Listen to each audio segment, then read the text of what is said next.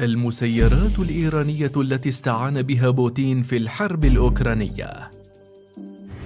مما لا شك فيه أن غزو روسيا لجارتها أوكرانيا قطع أوصال الاستقرار العالمي وأشعل فتيل الحرب الباردة التي بقيت لعقود عديدة من الزمن طي التفاهمات وسباق التسليح. لجأت موسكو إلى حليفتها طهران للحصول على الطائرات بدون طيار، باعتبارها تمتلك نظاماً قوياً ومتنوعاً من المسيرات، كونها مورد رئيسي للدرون منذ عقود، ودخلت إيران الحرب المستعرة على حدود أوروبا كقوة مساندة للجيش الروسي. في هذا الفيديو نوضح لك عزيزي المشاهد أهم الطائرات الإيرانية التي دخلت إلى ميدان الحرب الأوكرانية.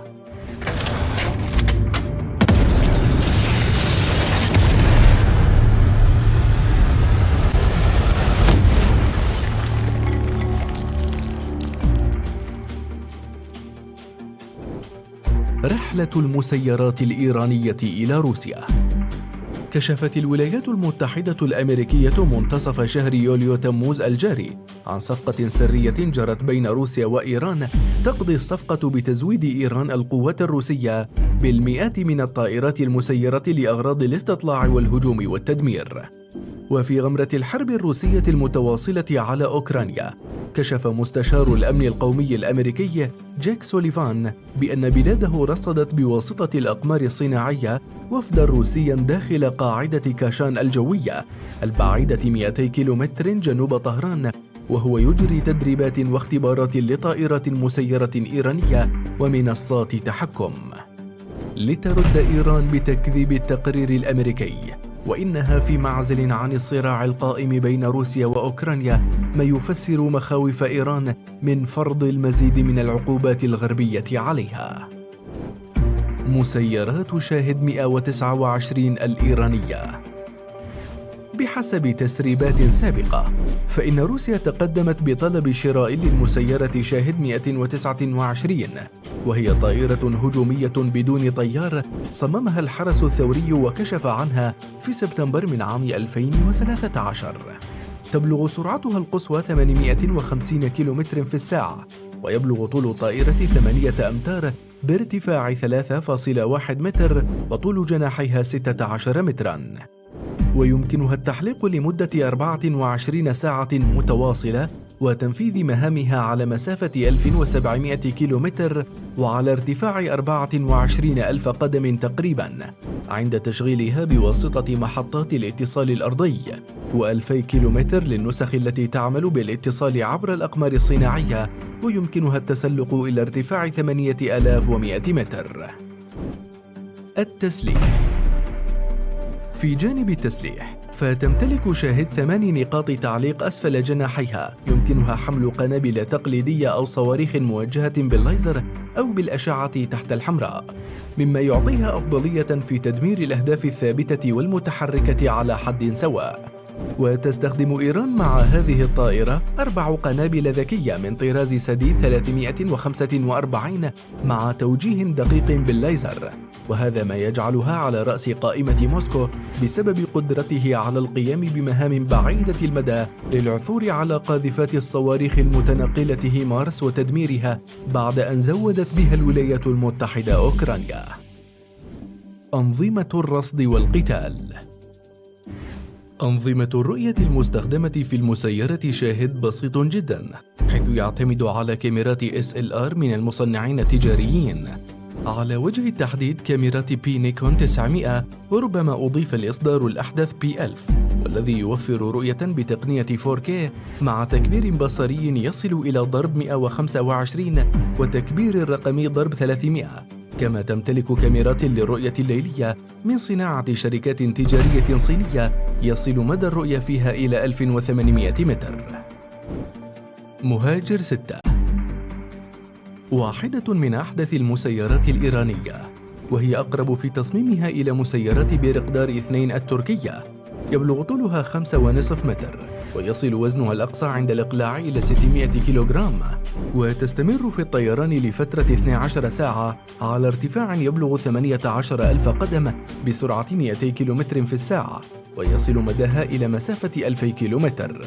وتتسلح ب4 قنابل ذكية موجهة بالليزر من نوع قائم إيرانية الصنع.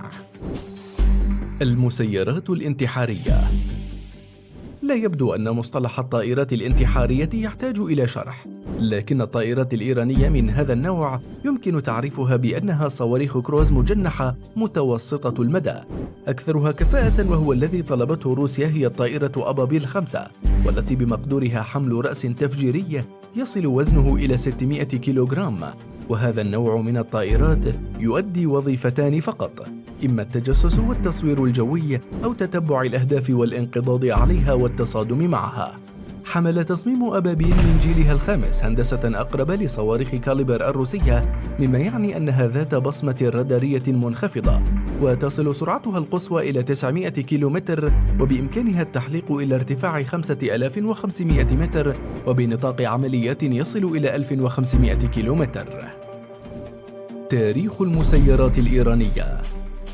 تعود محاولات إيران الأولى للحصول على الطائرات دون طيار إلى ما بعد الثورة خلال الحرب العراقية الإيرانية، وأسست منظمة القدس للصناعات الجوية التابعة للحرس الثوري في عام 1985، وكان من أهم منتجاتها الطائرة المسيرة مهاجر 1. ومنذ ذلك الحين نجحت إيران في إنتاج طائرة من دون طيار بقدرات متنوعة أثبتت كفاءتها في القتال، ومنها طائرات أبابيل وصاعقة ويسير وسمرج. وأشهر الطائرات الإيرانية المسيرة التي كشفت عنها حتى اللحظة هي كرار وشاهد 129 وفطرس ومهاجر 6 وسمرج وكمان 22 ومسيرة غزة. لماذا استعانت روسيا بمسيرات إيرانية؟ قد يستغرب معظمنا من هذه الصفقة، فروسيا أحد أهم صانعي الطائرات المسيرة حول العالم، ما الذي يدفعها لشراء طائرات إيرانية؟ والأسباب عديدة سنذكر بعضها ونعطي الأولوية للأكثر أهمية.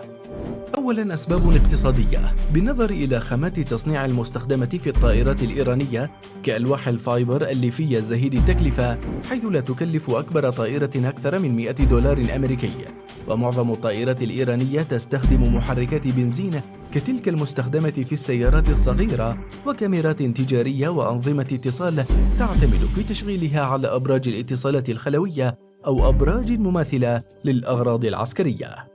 وبعد أن وجدت روسيا معركتها طويلة مع أوكرانيا وخشية استنزاف قواتها، لجأت إلى استهلاك الأسلحة الأقل ثمناً وكلفة.